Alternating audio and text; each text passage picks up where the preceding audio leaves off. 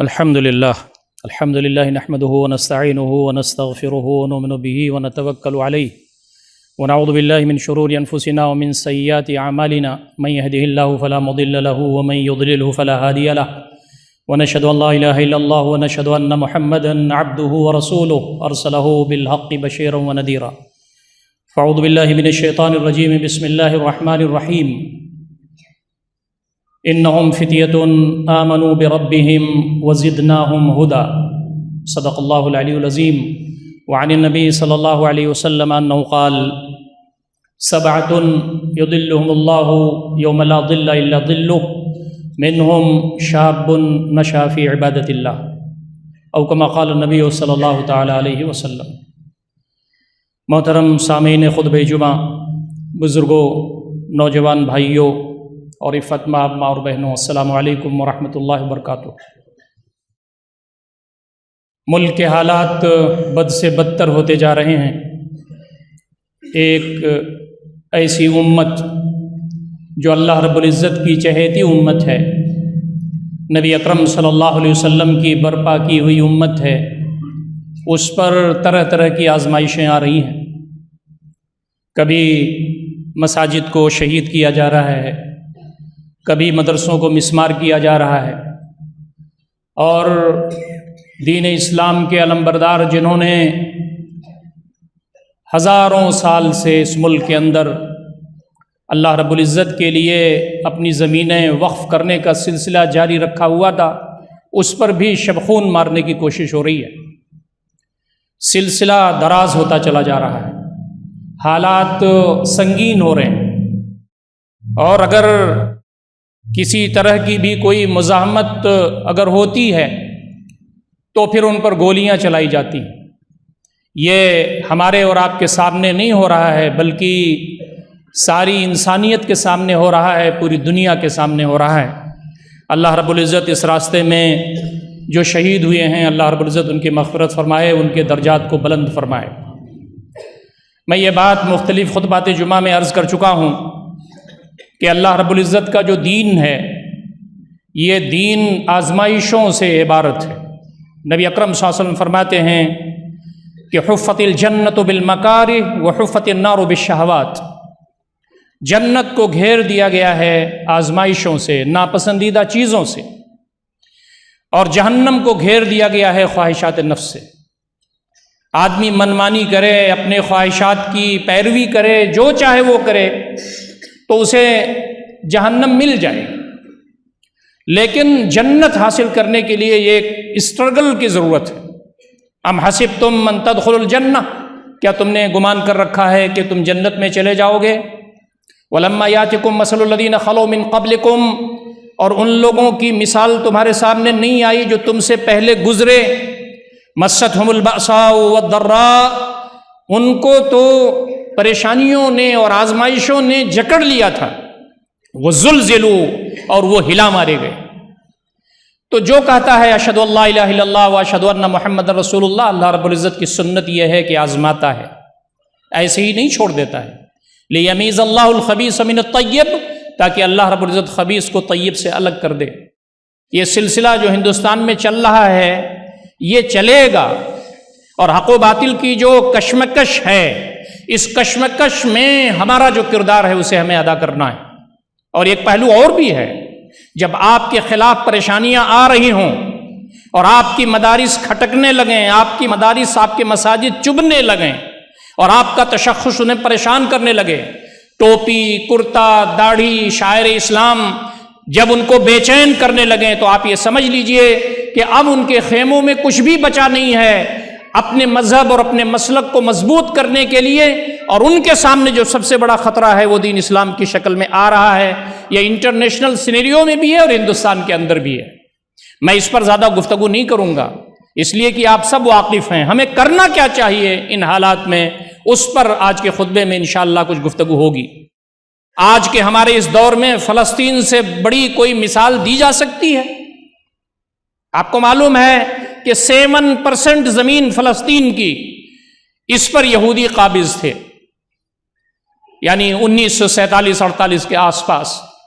دھیرے دھیرے ظلم اور زیادتی کا بازار گرم ہوتا رہا، برطانیہ نے انہیں الاٹ کی تھی زمین، اور دھیرے دھیرے دوسرے لوگوں نے بھی اس کو اسپانسر کیا، اور امریکہ آج دنیا کا سب سے بڑا اسپانسر ہے ان کے لیے۔ یہ عیسائیوں اور یہودیوں کی دشمنی آپس میں ہے، لیکن وہ آج ایک ہو چکے ہیں، اور ہم حنفی اور اہل حدیث ایک نہیں ہو سکتے، ہم بریلوی اور دیوبندی ایک نہیں ہو سکتے۔ انہوں نے دیکھا کہ ہماری یہودیت میں کوئی چارمنگ نہیں بچی، اور انہوں نے سمجھا کہ ہماری نصرانیت میں کسی کو کوئی دلچسپی محسوس نہیں ہوتی، اس لیے کہ وہ سب جانتے ہیں کہ انہوں نے اللہ تعالیٰ کی کتاب میں تحریف کر کے اپنے مفادات کے مطابق لکھ رکھا ہے۔ تو آج ان کے ہاں نہ ایمان ہے، نہ انصاف ہے، نہ اخلاق ہے، نہ سینس آف رسپانسبلٹی ہے، نہ انسانیت کو دینے کے لیے کچھ ان کے پاس مواد ہے۔ تو انہوں نے کہا کہ ہم آپس میں لڑتے رہیں گے تو یہ جو اسلام آ رہا ہے اس کا مقابلہ کیسے ہو سکتا ہے؟ اس لیے عیسائیوں نے یہودیوں کا گناہ معاف کر دیا جو انہوں نے حضرت عیسیٰ علیہ السلام کو سولی پر لٹکا کر کے جرم کیا تھا، وہ ایک ہو گئے۔ لیکن آج ہمارے درمیان مسلکی تشدد باقی ہے، یہ امت ایک امت نہیں ہو پاتی۔ ہمارا اللہ ایک ہے، ہمارا رسول ایک ہے، ہمارا کلمہ ایک ہے، ہمارا قرآن ایک ہے، ہماری شریعت ایک ہے، ہمارا مرکز توحید ایک ہے، ہم سب ایک ہیں۔ چھوٹے موٹے اختلافات وجہ نزاع نہیں بن سکتے۔ صحابہ کے درمیان بھی اختلافات تھے، نبی اکرم صلی اللہ علیہ وسلم نے ایک مسئلے میں کئی چیزیں ارشاد فرمائیں تاکہ امت کے اندر آسانی ہو۔ حضرت عائشہ فرماتی ہیں رضی اللہ تعالی عنہ کہ کسی مسئلے میں اگر 2 رائیں ہوتی تھیں تو نبی اکرم صلی اللہ علیہ وسلم آسان والی کو ترجیح دیتے تھے تاکہ امت مشقت میں نہ پڑ جائے۔ یہ سلسلہ چل رہا ہے، 75 سال سے زائد کا سلسلہ فلسطین میں ہو گیا ہے۔ یہ کس آزمائش سے گزر رہے ہیں؟ ان کی مساجد توڑی گئیں، مسجد اقصیٰ کے نیچے کھدائی کی گئی، ان کی عورتوں کو پریشان کیا گیا، ان کے نوجوانوں کو شہید کیا گیا۔ خیموں میں جو زندگی گزار رہے تھے، جو خیموں میں پیدا ہوئے تھے، آج انہی خیموں میں دادا ہو گئے ہیں۔ یہ بات میں عرض کر چکا ہوں۔ یہ ایک لمبا جہد مسلسل کرب و بلا کی ایک داستان ہے جو چل رہی ہے۔ ہمیں اس سے نصیحت حاصل کرنا چاہیے، اپنی صفوں میں اتحاد کرنا چاہیے، ملک عزیز کے اندر جو کچھ ہو رہا ہے اسلامی نقطہ نظر سے معلوم کرنا چاہیے کہ ایسے حالات میں ہماری ذمہ داری کیا بنتی ہے۔ ہم مسلمانوں کو ہندوستان میں کیا کرنا ہے؟ ہمارے پاس تو ایک مثال وہاں موجود ہے کہ وہ مایوس نہیں ہو رہے ہیں، ان کے اندر انتہا پسندی نہیں آتی، وہ مایوس نہیں ہوتے۔ سب سے زیادہ جو ان کا مونس ہے وہ ان کا وحدہ لا شریک ہے، اللہ رب العزت ہے۔ اللہ تعالیٰ پر بھروسہ کر کے، اس پر توکل کر کے شہداء کو اللہ تعالیٰ کی بارگاہ میں پیش کر رہے ہیں، اور وہ کہہ رہے ہیں کہ ہم شہید ہو جائیں تو بھی کامیابی، اور ہم غازی ہو جائیں تو بھی کامیابی، اس لیے کہ قل ان صلاتی و نسکی و محیا و مماتی للہ رب العالمین، ہمارا جینا مرنا، ہماری عبادات، ہمارے مناسک عبودیت سب اللہ رب العزت کے لیے ہیں۔ یہاں ہم کھانا کھانے کے لیے نہیں آئے ہیں دنیا میں، یہاں پر ہم بچوں کی افزائش کے لیے دنیا میں صرف نہیں آئے ہیں، یہاں ہم گھر بنانے کے لیے نہیں آئے ہیں، لگزریس لائف گزارنے کے لیے نہیں آئے ہیں۔ یہ الگ بات ہے کہ یہ چیزیں حرام نہیں ہیں، لیکن جو سب سے بڑا مقصد اس دنیا میں آنے کا ہے وہ یہ ہے کہ اللہ رب العزت کی کبریائی بلند کی جائے اس زمین پر، اور اللہ تعالیٰ کی اطاعت کی جائے، اور جب ضرورت پڑے تو اللہ تعالیٰ کی بارگاہ میں ہم تمام قربانیوں کا نذرانہ پیش کریں۔ جب ضرورت پڑے تو اپنی زبان کی قربانی دیں، جب ضرورت پڑے تو قلم کی قربانی دیں، جب ضرورت پڑے تو مال و اسباب کی قربانی دیں، جب ضرورت پڑے تو اپنے اعزاء و اقربا اور اپنے آل و اولاد کی قربانی دیں، اور جب ضرورت پڑے تو اپنی قربانی دیں۔ یہ اسلام کا حرکی تصور ہے۔ ہم کونے میں بیٹھ کر کے کھانے پینے والی مخلوق نہیں ہے، یہ انقلابی امت ہے۔ کنتم خیر امت اخرجت للناس تأمرون بالمعروف وتنہون عن المنکر وتؤمنون باللہ، تم بہترین امت ہو، تمہیں لوگوں کے لیے برپا کیا گیا ہے۔ یہ جو بھائی آج مساجد شہید کر رہے ہیں یہ بھی ہمارے مدعو ہیں، یہ جو آج مسلمانوں کے خلاف سازشیں کر رہے ہیں ان تک بھی دین پہنچانا ہماری ذمہ داری ہے۔ آپ نے دیکھا کہ نبی اکرم صلی اللہ علیہ وسلم کے زمانے میں جنہوں نے نبی اکرم صلی اللہ علیہ وسلم کو ستایا، مارا، پیٹا، مکہ سے نکالا، قتل کی سازش کی، آپ نے ان پر بھی کام کیا، ان کے ساتھ بھی اخلاق و کردار کے ساتھ پیش آئے، یہاں تک کہ لوگ ایمان لے آئے اور نبی اکرم صلی اللہ علیہ وسلم کے ساتھ شرمندگی کے ساتھ ایمان لائے۔ امامہ بن اسال کا واقعہ میں پیش کر چکا ہوں۔ وہ شخص وہ تھا جو نبی اکرم صلی اللہ علیہ وسلم کو تکلیفیں دیتا تھا، یمامہ کا بادشاہ تھا، وہ یمامہ کا پورا علاقہ اس کے کنٹرول میں تھا، صحابہ کا قاتل تھا، نبی اکرم صلی اللہ علیہ وسلم کو پریشان کرنے والا تھا۔ وہ ہستی جس سے بہتر اس دنیا میں نہ کوئی پیدا ہوا، نہ ہے، نہ قیامت تک ہوگا، ہمارے دل کے رگوں کی گہرائیوں میں ایمان کا حصہ ہے۔ آپ صلی اللہ علیہ وسلم کو تکلیف دینے کا کتنا گھنا ہونا جرم تھا اس کا، لیکن جب نبی اکرم صلی اللہ علیہ وسلم نے اخلاق و کردار کے ساتھ معاملہ کیا اور ہماری ماؤں کے گھروں سے یعنی اپنی بیویوں کے گھروں سے نبی اکرم صلی اللہ علیہ وسلم نے کھانا بنا کر کے اس کو کھلایا، مسجد نبوی میں اخلاق کے ساتھ پیش آئے، تو پھر وہ مدینہ کے ایک چشمے پر گیا اور وہاں پر اس نے غسل کیا اور آ کر کے نبی اکرم صلی اللہ علیہ وسلم سے کہا کہ اللہ کے نبی صلی اللہ علیہ وسلم اپنا ہاتھ بڑھائیے، میں گواہی دیتا ہوں اشہد ان لا الہ الا اللہ و اشہد ان محمد رسول اللہ۔ اس کے بعد اس نے کہا اللہ کے نبی آپ کا چہرہ دنیا کے سارے چہروں میں سب سے ذلیل تھا میرے نزدیک، لیکن جب ایمان میرے اندر آ گیا ہے تو آپ کا چہرہ دنیا کے سارے چہروں میں سب سے مبارک ہو گیا ہے۔ آپ کا گھرانہ میرے نظر میں سب سے حقیر تھا دنیا کے سارے گھرانوں میں، لیکن جب ایمان میرے سینوں میں منور ہو گیا ہے تو آپ کا گھرانہ دنیا کے سارے گھرانوں میں سب سے زیادہ بہتر ہو گیا ہے۔ یہ چیز ہندوستان میں بھی انشاءاللہ ہوگی، لیکن اس کے لیے ہمیں محنت کرنی ہوگی۔ وہ ہستی جو ہمارا رہبر ہے، جو ہمارے رہنما ہیں، جو ہمارے پیغمبر ہیں، رہتی دنیا تک کے پیغمبر ہیں، ما کان محمد ابا احد من رجالکم ولکن رسول اللہ وخاتم النبیین، یہ نبی اکرم صلی اللہ علیہ وسلم تمہارے مردوں میں سے کسی کے باپ نہیں ہیں، رسول خدا ہیں، خاتم الانبیاء ہیں، آپ کے بعد کوئی نبی آنے والا نہیں ہے۔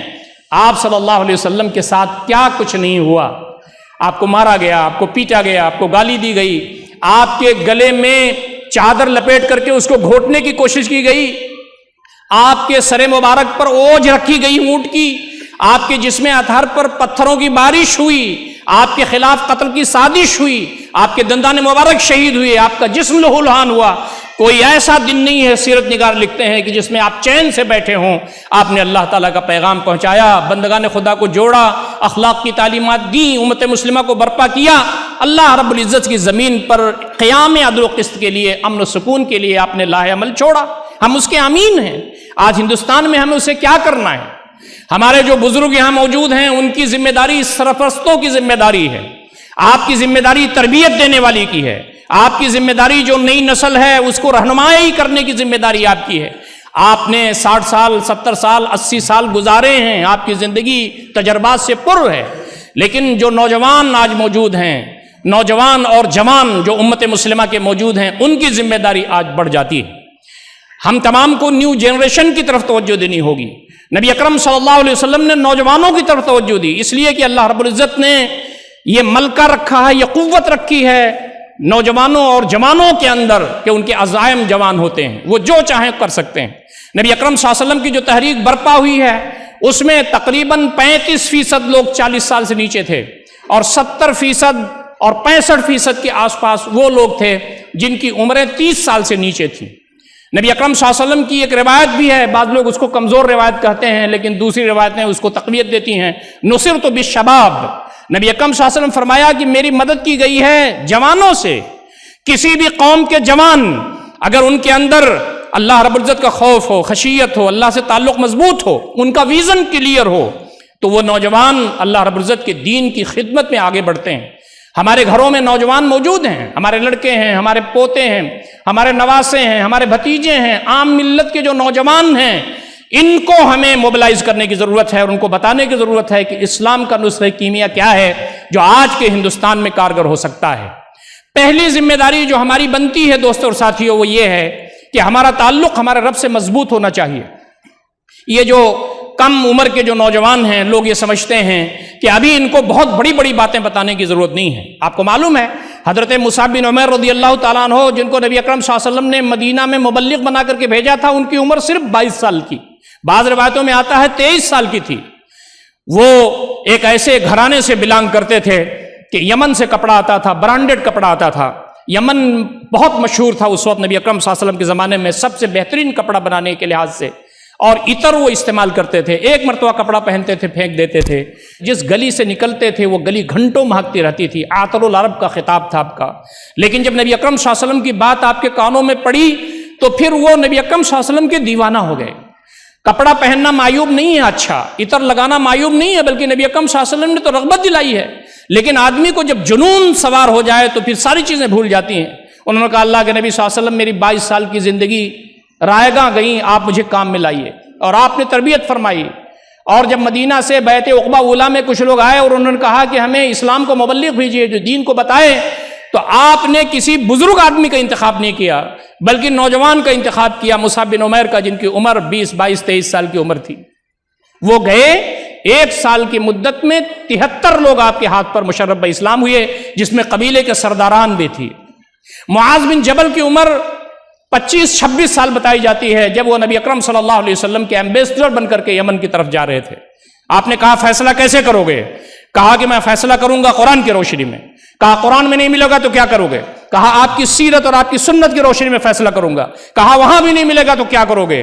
تھوڑے دیر رکے اور کہا قرآن اور حدیث اور آپ کی سیرت کی روشنی اور اس کی اسپرٹ کی روشنی میں اجتہاد کروں گا، میں خود سے فیصلہ کروں گا کہ اسلام کی روح کیا ہے اور کیا ہو سکتا ہے۔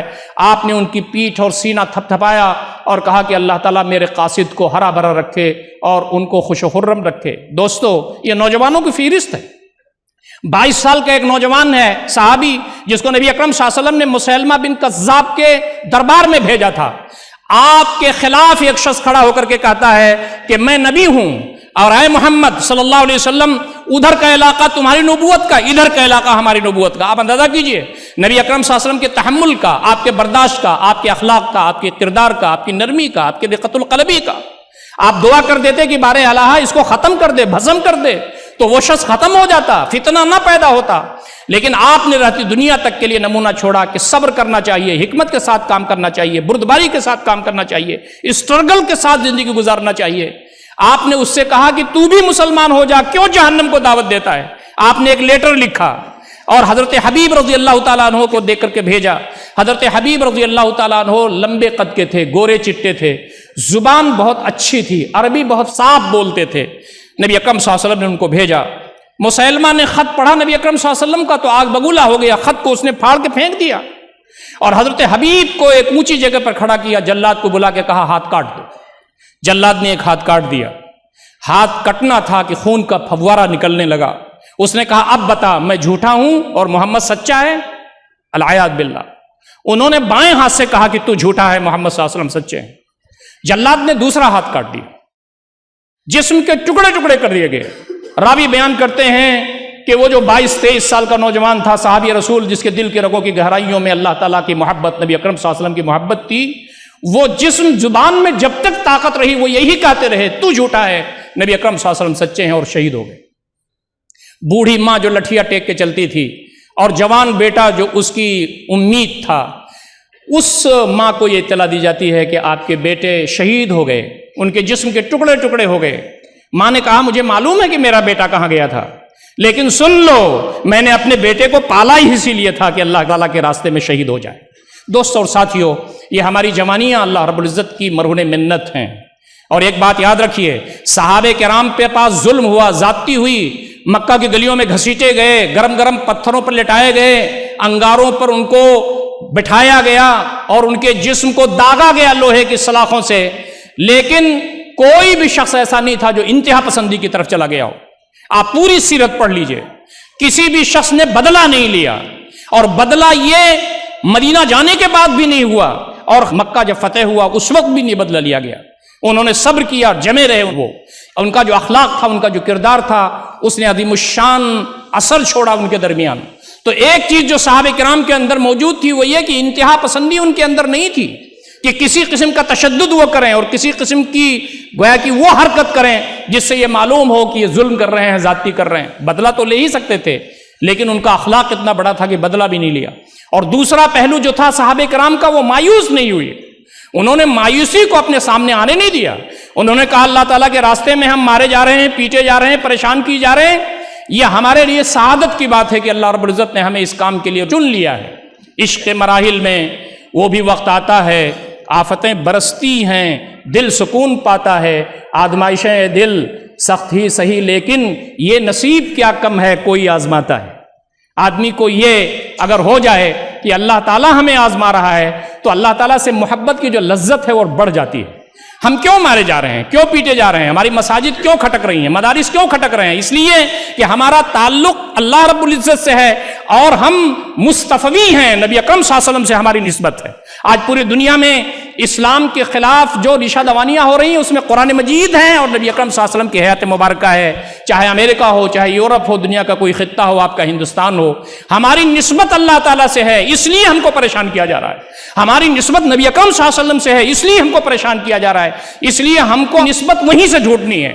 صحابہ کرام کو جب پریشان کیا گیا اور ان کو طرح طرح کی اذیت دی گئی تو ان کا کردار کیا تھا؟ وہ نہ تو انتہا پسندی کی طرف گئے اور نہ وہ مایوس ہوئے، انہوں نے اپنی صلاحیتوں کو اکٹھا کیا اور تعمیری انداز سے لگایا، مثبت انداز سے لگایا۔ نبی اکرم صلی اللہ علیہ وسلم نے ان کو یہی رہنمائی کی۔ آپ نے فرمایا، اے نوجوانوں، اور آپ کے پاس سارے نوجوان اور جوانی تھے، آپ نے فرمایا سبعۃ یظلهم اللہ یوم لا ظل الا ظلہ منهم شاب نشأ فی عبادۃ اللہ۔ 7 طرح کے کیٹیگری کے لوگ ہوں گے، عرش الہی کے سائے میں ان کو جگہ ملے گی۔ نبی اکرم صلی اللہ علیہ وسلم نے فرمایا اس میں وہ جوان بھی ہوگا جس نے اپنی جوانی اللہ رب العزت کی بندگی اور اس کے راستے میں اسٹرگل کرتے ہوئے گزاری ہوگی۔ ہم تمام اپنے گھروں میں اپنے نوجوانوں کو بتائیں، اس مسجد میں بھی نوجوانوں کی اور جوانوں کی کثیر تعداد الحمدللہ نماز بھی پڑھتی ہے اور جمعے میں بھی آتی ہے۔ میں آپ کو یہ بتانا چاہتا ہوں کہ ہمارا جو تعلق ہے ہمارے رب سے مضبوط تر ہونا چاہیے۔ ہم اللہ رب العزت کی یاد میں روئیں، تہجد کی نماز پڑھنا نوجوانوں کو اپنا شیوا بنانا چاہیے۔ اللہ رب العزت فرماتے ہیں کہ جب آخری پہر ہوتا ہے تو ہمارا رب کائنات آسمان دنیا پر تشریف لے آتے ہیں اور وہ دیکھتے ہیں کون ہے جو راز و نیاز کی بات کرتا ہے۔ آج جوانی ہے، امنگ ہے، جذبات ہے، ہم الارم لگا کر کے 2 بجے 3 بجے 4 بجے جب چاہے اٹھ سکتے ہیں۔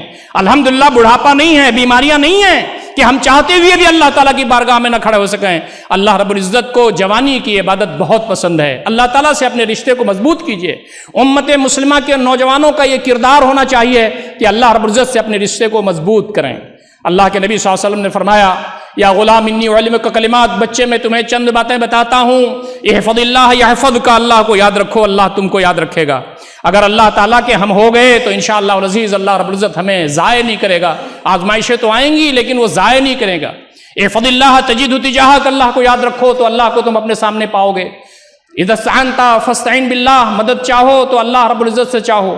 وَعَلَمْ أَنَّ الْأُمَّةَ لَوْ اجْتَمَعَتْ عَلَىٰ يَنفَعُوكَ بِشَيْءٍ لَمْ يَنفَعُوكَ إِلَّا بِشَيْءٍ قَدْ كَتَبَهُ اللَّهُ لَكَ، دنیا کے سارے لوگ اکٹھا ہو جائیں کہ تم کو ذرہ برابر فائدہ پہنچا دیں، نہیں پہنچا سکتے مگر اتنا جتنا اللہ رب العزت نے لکھ رکھا ہے۔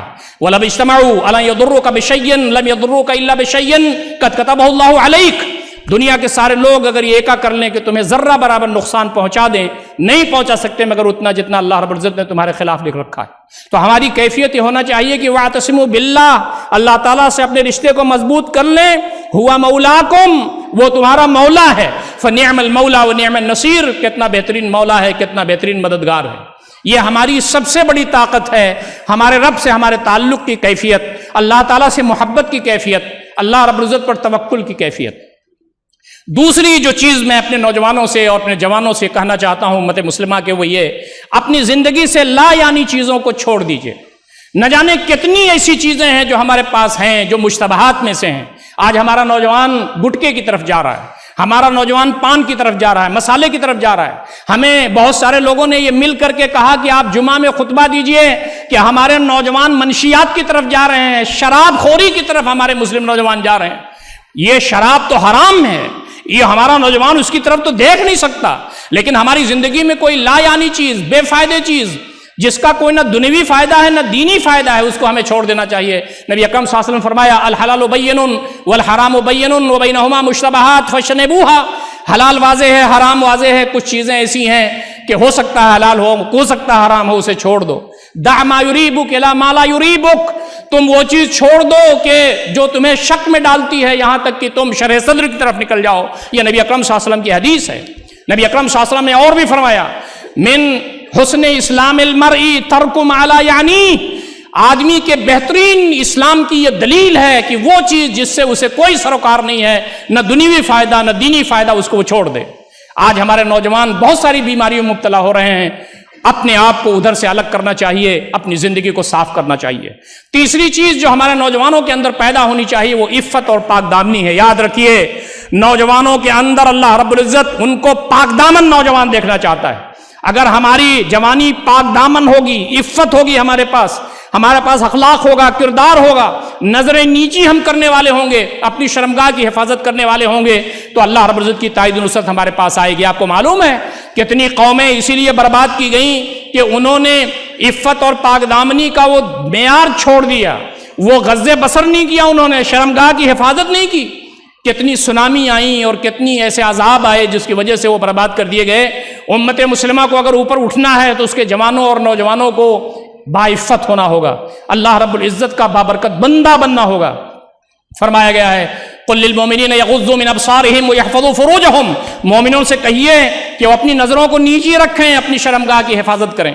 آپ نے نوجوانوں کو خطاب کرتے ہوئے ایک مرتبہ فرمایا تھا یا معاشر الشباب من استطاع منکم الباءۃ فلیتزوج فإنہ اغض للبصر واحسن للفرج، اے نوجوانوں تم میں جو شادی کی استطاعت رکھے وہ شادی کر لے، اس لیے کہ نظر کو نیچی رکھنے کے لیے اور شرمگاہ کی حفاظت کے لیے بہترین طریقہ ہے۔ ایک شادی، دو شادی، تین شادی، چار شادی آپ کی صحت، آپ کے حالات، آپ کی ضروریات کے لیے کر سکتے ہیں، لیکن اپنی نظروں کو ادھر ادھر مارتے پھرنا اور شادی کرنے کے باوجود بھی عفت اور پاک دامنی کا دامن چھوڑ دینا، یہ کسی مسلم نوجوان کا شیوا نہیں ہو سکتا۔